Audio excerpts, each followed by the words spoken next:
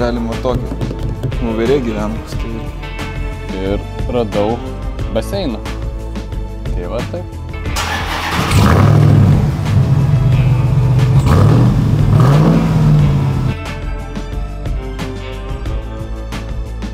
Einam dirbti į šachtą.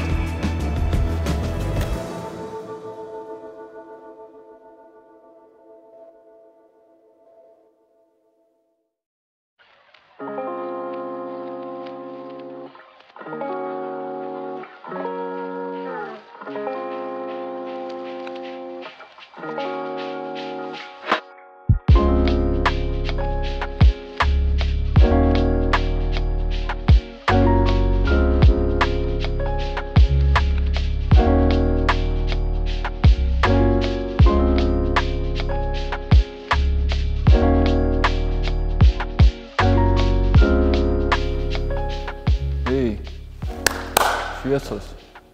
O, sveiki sugrįžę į antrą epizodą apie šį antruką. Tai viskas gerai, grįžom. Šiandien norime išsiaiškinti, kasgi viduj, nusimti galbūt duris ir pasižiūrėti iki galo su važiuoklė. Tai šį kartą mums labai pasisekė ir gavom beveik idealų variantą, bet dažnai būna nuotraukose viskas labai saldžiai ir gražiai, nors visi kiti gedimai būna paslėpti daug giliau ir jų nematom realiai. Dėl to labai svarbu turėti patikimą partnerį, kuris jums padės išsirinkti tinkamą automobilį, nes aukcionuose labai nesunku tiek laimėti, tiek pralošti. Būtent dėl to mes jums rekomenduojame rinktis BitPro LT. Jie ne tik jums padės išsirinkti automobilį pagal jūsų biudžetą, bet ir atsakys jūsų klausimus bet kurio paros metu. Jie prižiūri pakrovimą, kad niekas nebūtų sugadinta transportavimo metu. Be to jie siūlo vienas mažiausių kainų rinkoje. Beje, nepamiršk jų pasiekti Instagrame, nes BitPro LT Instagrame kiekvieną dieną, kiekvieną valandą vis atnaujina savo story ir įkelia puikius variantus. Tai išties labai geri pasiūlymai, kartais tos kainos tokios juokingos, kad tiesiog norisi viską mesti ir pirkti automobilį. Tai galbūt tai tavo šansas įsigyti savo svajonių automobilį. O kad būtų lengviau rasti juos Instagrame, štai pridedam QR koduką, skenuokite jį ir susisiekite. Ir kas nematėt pirmos serijos su šiuo antruku, kaip mes grįžom tiesiai iš muitinės, tai paspasokite čia. Jo, tai ką reikia nusimti juosteles, nusigręžti stogą, sudėti karboną. Gal ne šiandien. Turiu stogą karboninį būtent antrukui, tai gal būsimas klientas norės susidėti karboninį stogą. Kaip ir pas mane ant antruko gali Laurinas parodyti. Einam. Galima tokį daiktą sudėti ir karboną sumesti pagal jūsų norą. Na ir jei nesekantis šio antruko savininkas, tai galbūt kažkuris iš jūsų yra toks beprotis truputį ir nori tai pasidaryti. Maloniai lauksim, kreipkitės. O dabar prie realybės, tai plėšim izoliaciją.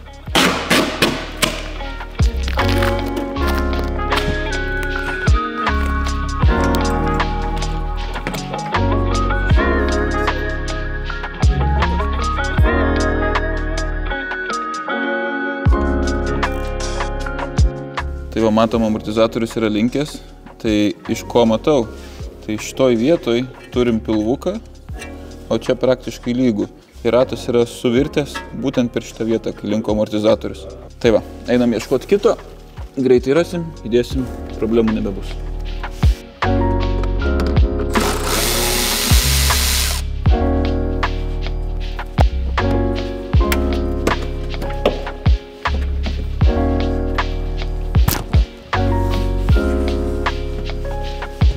Dėkis naują sėdynę, ant kurios važinės.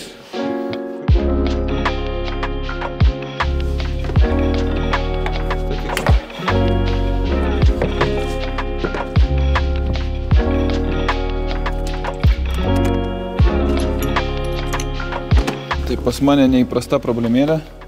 Varžtas tiesiog prasisuka, galiu parodyti, neprimduoti. Tai va, nieks nevyksta, reikia nugręžti, kad išsaugot posparnį.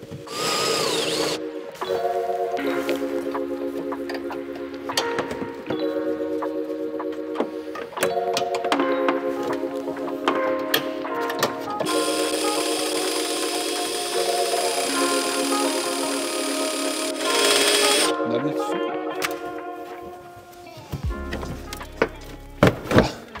Įkaitinau audinį, kad varžtas atpalaiduotų medžiagą ir išplyštų. Tai labai gražiai išplyšo, tvarkinga skylutė.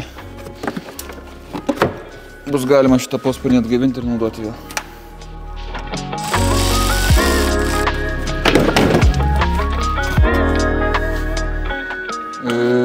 Persiko kaulas. Voverė gyvenamas. Tai ir kanadietiška voverė. Žiūrė, nieko blogo, čia tik tai nedruskos, o voratinkliai. Truputį miško.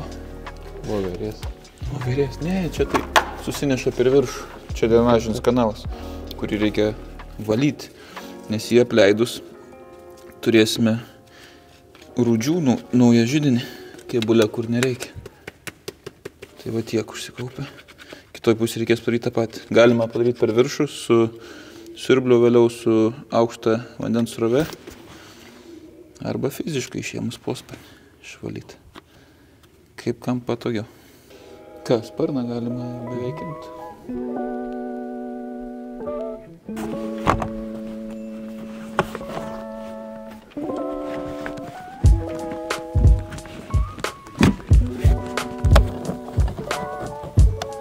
Pala. Kam aš šitam nuiminėjau? Nereikia man šitam nuiminė. Tai dėl vyručio? Šitas veikas. Man reikia tik vairuoti. Tikras nenori tai?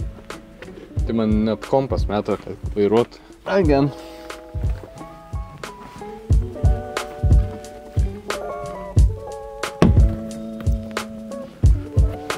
Pabūsiu židuku. Ir taip išimsiu. Išminėjant diržą vairuotoją, kuris yra šovęs. Reikėjo grindyse jį atsisukti. Pamačiau, kad keli lašai vandens yra. Tada pradėjau ardytis ir radau baseiną. Tai turim antrą karjerą. Beveik irgi. Kilimai keliauja į lauką, siurbiam vandenį ir džiovinam. Tai va taip. Neplanuotai tenka vėl kelmą mašiną išsiminėti. Tai vos ne kaip po default gaunasi. Kaip ratą nuiminėjai dėl kažko, taip kelmą išsiminėjom. Beveik kaip ir lubos taip pat. Mes turime ir begą šovusi. Kimam darbus.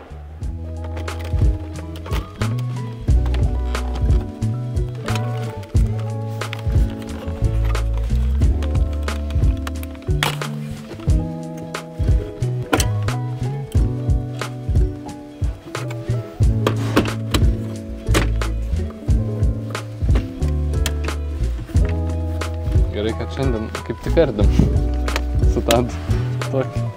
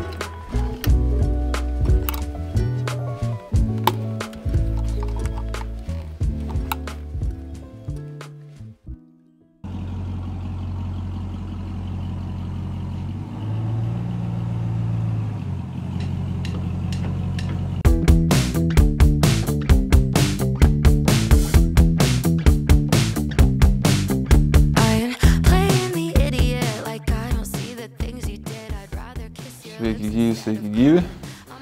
Šiandien turim TRX. Atvažiavo kilimai iš Amerikos. Dabar uždėsim. Patiems labai įdomu, kas čia gausis. Kilimėlius išrinkom patys pagal klientų pageidavimus. Reikia pažiūrėti, kągi čia nusipirkom. Ką dedam? Po vieną. pūzlę. Kasgi čia per dėlionę? Tai yra kilimas, kurį galima taip susidėlioti bagažinėje, kad būtų patogu vežtis daiktus, dėžės susidėti ar kažkokios įrankių dėžės, priklausomai nuo jūsų poreikių. Tai bandysim sudėti, koks jo pliusas, kad jisai slysta ir nereikia gręžti kėbulo, kad įstatyti papildomus bėgius. Ir šiaip lengva išsiimti lauką, jeigu reikalinga tuščia bagažinė.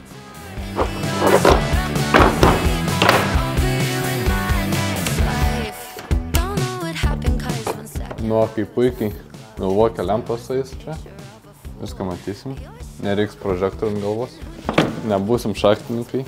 Ačiū Milwaukee. Pusė eitų viskas. Tai yra dvi pusės su male ir su female.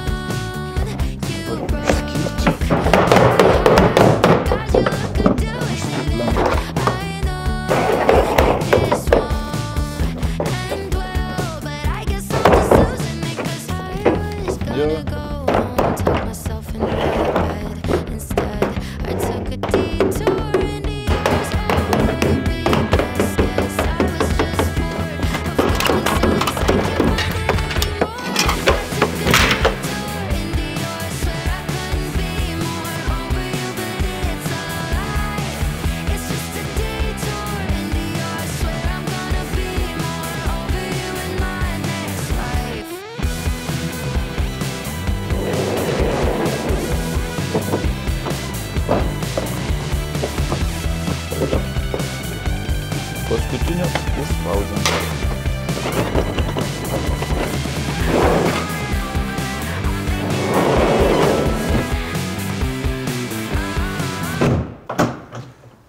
Tai va, toks vat kilimėlis. Patogiai išsitraukiam, atsipalaiduojam užraktą, išsiemam savo įrankius.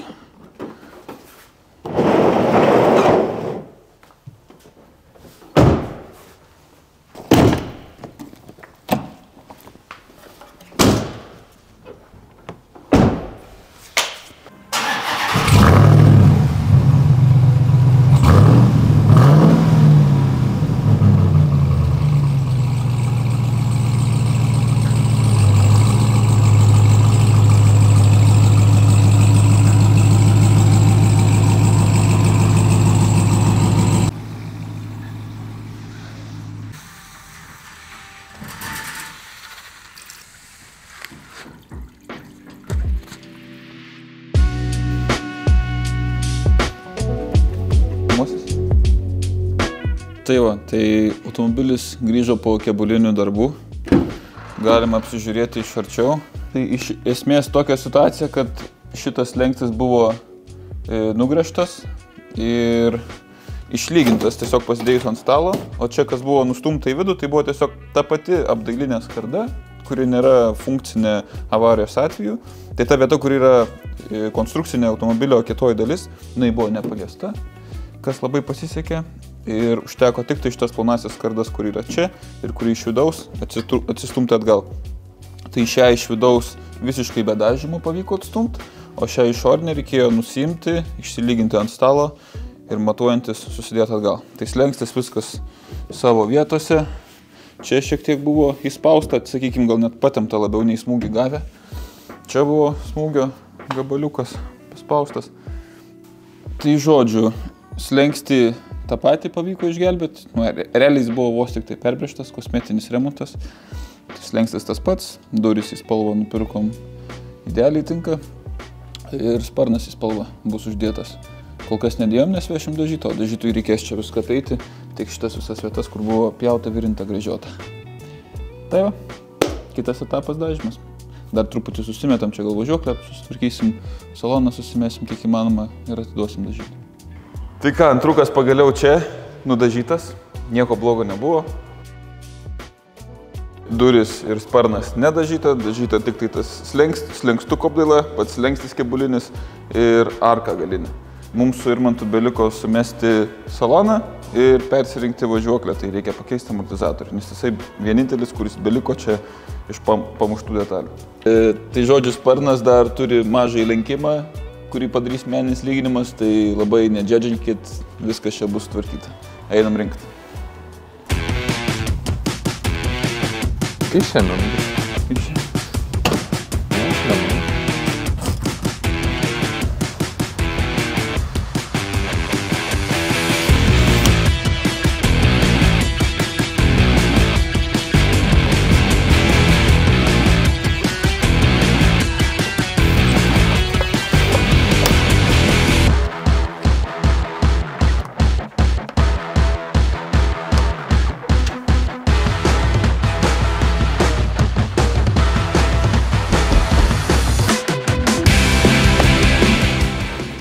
yra.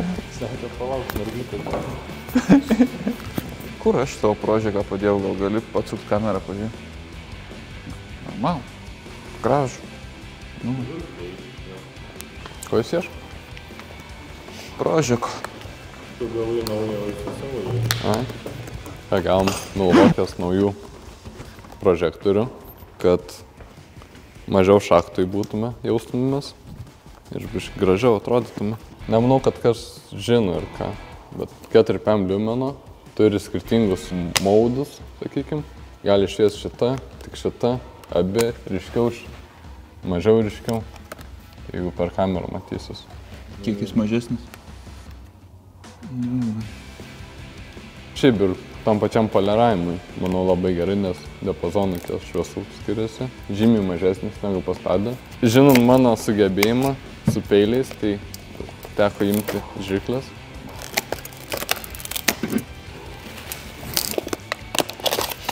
Ten laikikliai kažkokie dar yra. Šitas visai nieko. Tai yra minkštesnė dalis, švelniau, lankstosi.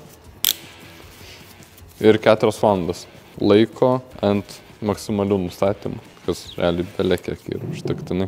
Einam dirbti į šachtą. Taip, valausi vidinę dalį nuo dažymo dulkių. Reikia viską išvaškuoti, kas buvo lyginta šitoj vietoj, tam, kad neturėtume ateityje problemų su rudimis. Jeigu kam įdomu, tai mano ranka čia.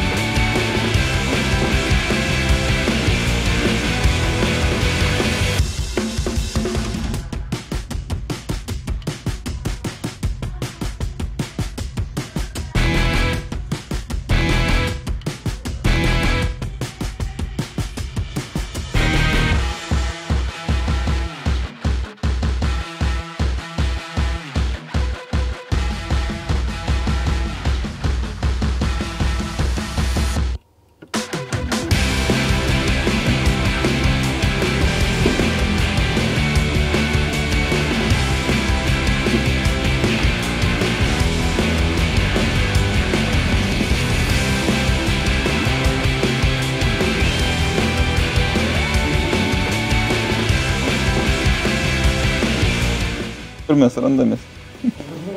Megos antram aukšte prie kėgių. Kaimynai bowlingą pasistatė. Strai. Bet kažkaip nebereikia, iš pradžių dar reikia, buvo azartas, jau atsivodo turim.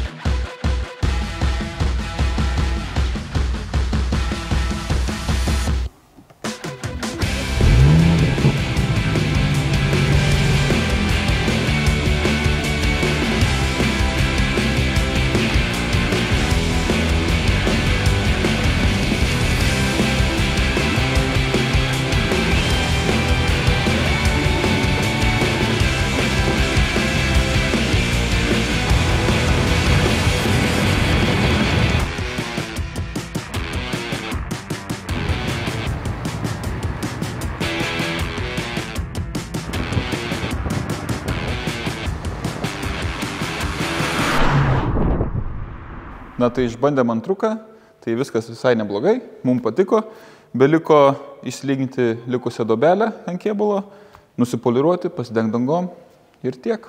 Tai labai ačiū, kad žiūrėjote, nepamirškite paspausti like, subscribe ir pasidalinkite su draugais. Iki. Tuck myself in my bed. Instead, I took a detour